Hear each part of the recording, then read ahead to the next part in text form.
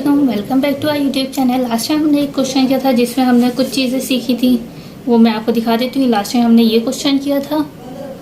अच्छा, अब हम स्टार्ट कर रहे हैं न्यू क्वेश्चन जिसका नाम है क्वेश्चन नंबर 17 नंबर है, और ये आया है 2014 रेगुलर में। आप चाहें तो उसमें देख भी सकते हैं 5 ईयर में। ये 14 रेगुलर में आया, उसके बाद कब आया ये मुझे नहीं पता। लास्ट मैंने जो चेक किया हुआ है तो वो 2014 में आया हुआ था। सही है, अब स्टार्ट करते हैं। इसमें दो पर्सन आशिर और नासिर की बात हो रही है। आशिर और नासिर ने मिलकर इन लोगों ने अपना पार्टनरशिप फॉर्म किया है।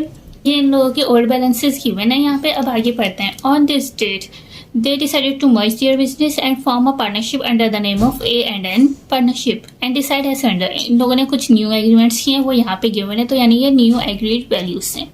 सही है। मिस्टर आशिर ने कंट्रीब्यूट किया 1/5 ऑफ हिज कैश। ये हम लोग लास्ट टाइम कर चुके हैं। मैं आपको एक और दफ़ा करके देती हूँ। उम्मीद करती हूँ वैसे आप लोगों को ज़रूरत नहीं होगी, देख लेते हैं एक दफ़ा। आशिर का कैश था 1,50,000। 1,50,000 का 1/5 मल्टीप्लाई बाय 1 डिवाइडेड बाय 5, तो ये 30,000 कैश। आशिर का कैश कितना हो गया? 30,000। तो यहाँ से आशिर का कैश रिमूव हो गया जो यहाँ पे आ चुका है। उसके बाद अकाउंट रिसीवेबल यहाँ पे गिवन है, तो यानी कि अकाउंट रिसीवेबल भी रिमूव होगा और अलाउंस फॉर बैड डेट भी रिमूव हो जाएगा।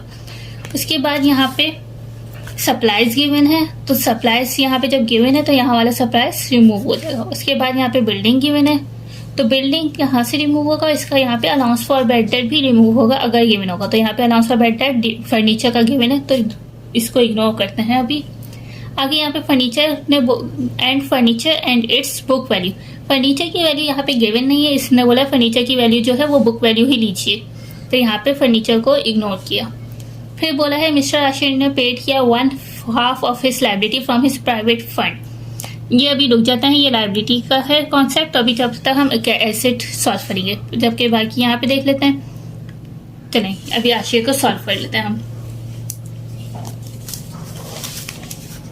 आशिर को सॉल्व करने के लिए सारे एसेट्स यहाँ से लेते हैं। सारे एसेट में पहला एसेट आ रहा है फर्नीचर। फर्नीचर में इसकी अमाउंट ये कॉस्ट हो गई 77,000 और इसमें से माइनस कर दिया हमने अलाउंस, तो हमारी वैल्यू आ रही है 74,000। उसके बाद पेबल तो लायबिलिटी है, यहाँ से कैश ले लेते हैं। सारे एसेट्स ले लेते हैं। पहला है एसेट कैश है जो है 30,000, रिसीवेबल है 68,000, सप्लाईज है 30,000, बिल्डिंग है 1,60,000। सही, ये हमारे एसेट्स कंप्लीट हुआ है। अब बारी है लायबिलिटी की। लायबिलिटी हमारी यहाँ पे अकाउंट पेबल हमने लिख दिया। अब इसके सॉल्व करने का समझें। इसने बोला था कि उधार जो था ना आशिर का वो 60,000 था, लेकिन जब उसने बिजनेस न्यू फॉर्म किया तो उसमें से 1/4 इसने पेमेंट कर दी है। 1/4 की पेमेंट कर दी।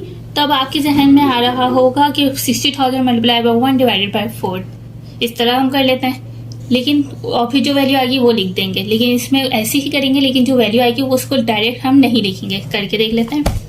अकाउंट पेबल की अमाउंट थी 60,000, तो यहाँ पे आपने अकाउंट पेबल की अमाउंट लिख दी 60,000, जिसमें से 1/4 यानी 15,000 की पेमेंट हो गई है। तो क्या पूरे की पेमेंट हो गई? 60 की थी, जबकि पेमेंट तो सिर्फ 15 की हुई है, पूरे की तो नहीं हुई। कितने की नहीं हुई है? तो हमने 60 में से माइनस कर दिया 15, तो हमें पता चला 45 की तो पेमेंट नहीं हुई है। तो 45 की पेमेंट के लिए जो पैसे रह गए हैं वो न्यू कंपनी में ले आया ये, कि अब मैं इस कंपनी से इसकी पेमेंट कर लूँगा। तो इसका मतलब आप क्या समझे कि उधार था 60,000 का, जिसमें से 15,000 की पेमेंट हो गई।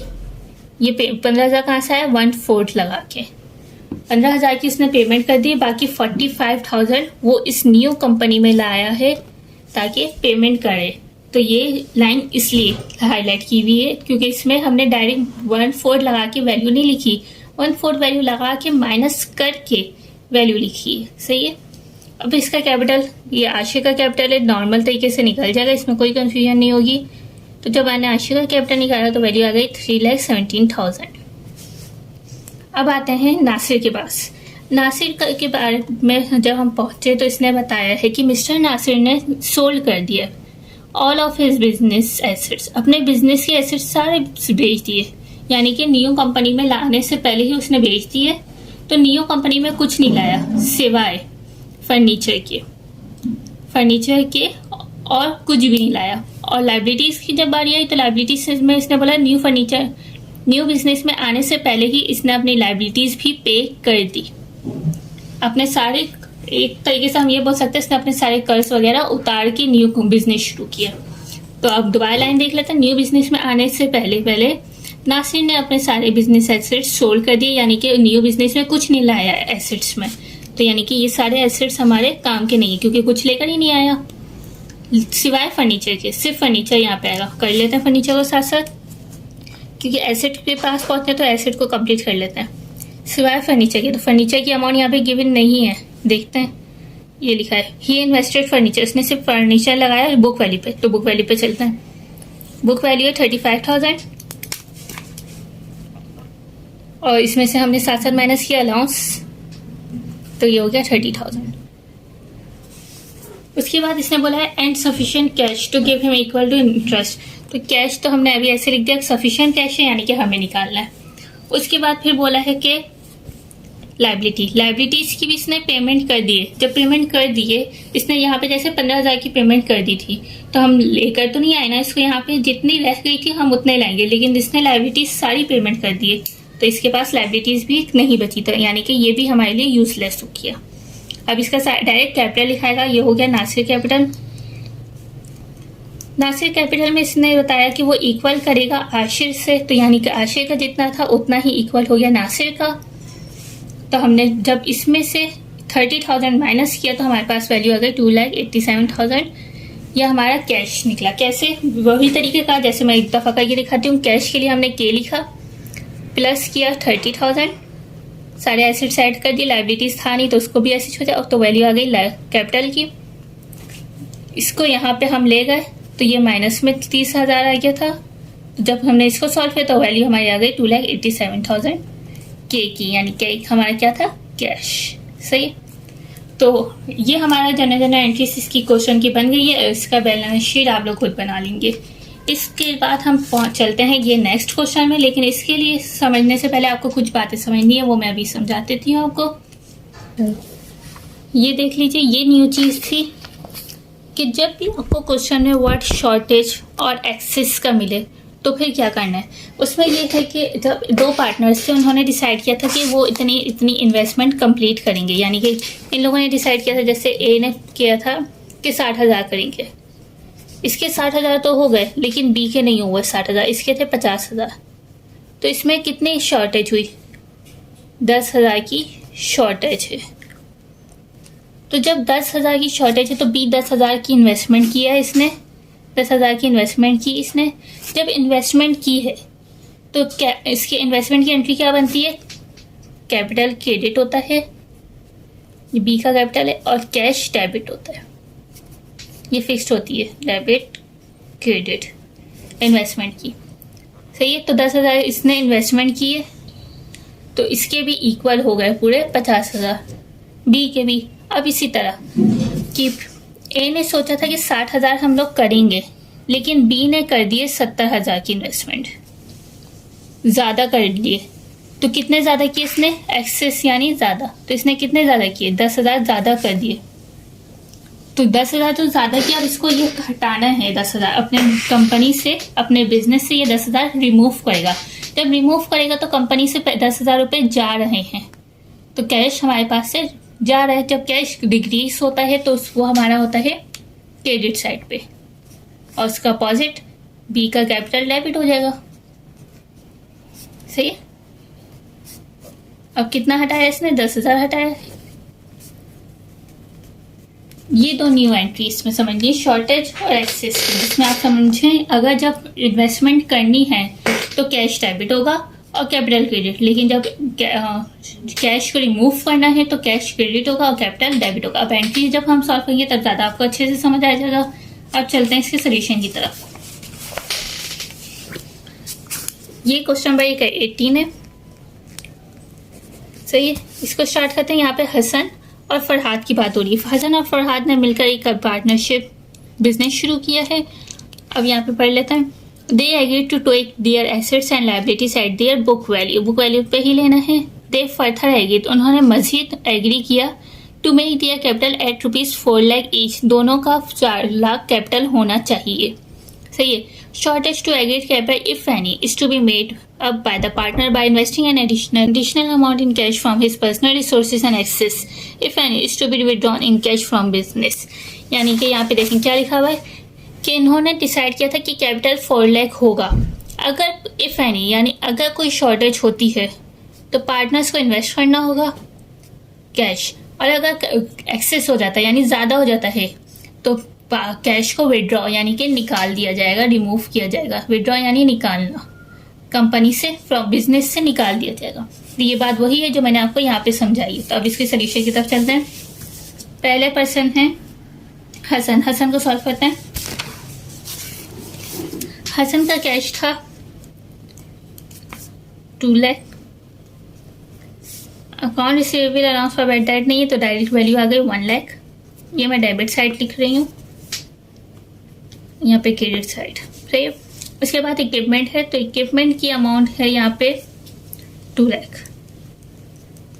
सारे एसेट्स हो गए हैं। अब बारी है लाइबिलिटी की, तो अकाउंट पेबल हमने यहाँ पे लिख दिया 50,000 क्रेडिट साइड पे। अब इसका कैपिटल, ये कौन है? हसन। हसन का हमारा कैपिटल क्या आ रहा है? जब हमने ऐड किया और लाइबिलिटी को लेस किया तो आ रही है 4,50,000। और नरेशन लिख दिया हमने टू रिकॉर्ड द, अच्छा नरेशन मैं आपको लिख कर भी दिखा देती हूँ again, to record the investment of Hasan. ये मैंने फॉर्मेटिंग में नहीं कर रही हूँ, इसी वजह से मेरी नरेशन इतने आगे तक चली गई है। जब फॉर्मेटिंग से करूँगी तो आप लोग जान, वैसे भी फॉर्मेटिंग तो आप लोगों को आती ही होगी। अब चलते हैं, हसन का कर लिया हमने। अब चलते हैं फहाद की तरफ। फहाद ने कैश इन्वेस्ट किया है 1,20,000। ये हमारी जो अमाउंट आ रही है ये ओल्ड ही है क्योंकि इन लोगों ने न्यू कोई वैल्यूज़ नहीं रखी। इसके बाद इन लोगों ने अकाउंट से भी लगाया है 80,000 का। इक्विपमेंट इन्वेस्ट किया है 2 लाख का। और पेबिल, अकाउंट पेबिल इसने लगाया है 20,000। ये फहाद का कैपिटल हो गया। जब हमने सॉल्व किया तो वैल्यू आ रही है 3,80,000। सही है। तो इसकी नरेशन हो गई है to record the investment of Fahad. अगर क्वेश्चन में अगर क्वेश्चन ये सिर्फ यहाँ तक होता तो ये हमारा इतना काफ़ी था, लेकिन इन लोगों ने फिर एग्री किया है कि इन लोगों का कैपिटल 4 लाख होना चाहिए। तो अब 4 लाख कैपिटल बनाने के लिए एडिशनल एंट्रीज बनती हैं। जिस तरह से पहले लाइन से करते हैं, पहले हसन आ रहा है ना, अब हसन को सॉल्व करते हैं। हसन का क्या 4 लाख ही है? नहीं, 50,000 ज़्यादा है तो ये 50,000 क्या करेगा? रिमूव करेगा, विड्रॉ करेगा। तो विड्रॉ करने के लिए जब बिजनेस से पैसे उसने रिमूव किए तो कैसे एंट्री बनेगी? जब कैश हमारे पास से जाता है तो वो क्रेडिट साइड पे आता है। सही है। और ये कैश किसका जा रहा है? हसन का। तो यहाँ पे हमने हसन लिख दिया, हसन कैपिटल। सही। कितना रिमूव कर रही है? 50,000। तो ये हमारा 50,000 हो गया। अब इसकी नरेशन होगी कि टू विड्रॉ एक्सेस कैपिटल। हम एक्सेस ज़्यादा कैपिटल को रिमूव करें, ज़्यादा हो गया ना, 4 लाख से ज़्यादा हो गया तो उसको हम विड्रॉ करें, निकाल रहे हैं। अब इसी तरह अब बारी आती है फहाद की। क्या फहाद का 4 लाख है? नहीं, इसके 4 लाख होने में 20,000 कम है। जब 20,000 कम है तो वो क्या करेगा? इन्वेस्ट करेगा। जब इन्वेस्ट करे तो बिजनेस में पैसे आ रहे हैं, तो जब बिजनेस में पैसे आते हैं तो कैश हमारा जाता है डेबिट साइड पे। ये सब कॉन्सेप्ट की बातें हैं, आप लोगों को ये याद होना चाहिए। ये उसी से सॉल्व हो रहा है जो नॉर्मली कॉन्सेप्ट है। सही है। कैश डेबिट हो गया। जब कैश डेबिट हो गया तो किसका कैपिटल क्रेडिट होगा? फहाद का, क्योंकि हम ये फहाद का सॉल्व कर रहे हैं। फहाद का कैपिटल क्रेडिट हो गया। फहाद ने कितने इन्वेस्टमेंट मोर किए? 20,000 और किए इन्वेस्टमेंट। तो इसकी नरेशन इसी तरह होगी, टू इन्वेस्ट एडिशनल कैपिटल।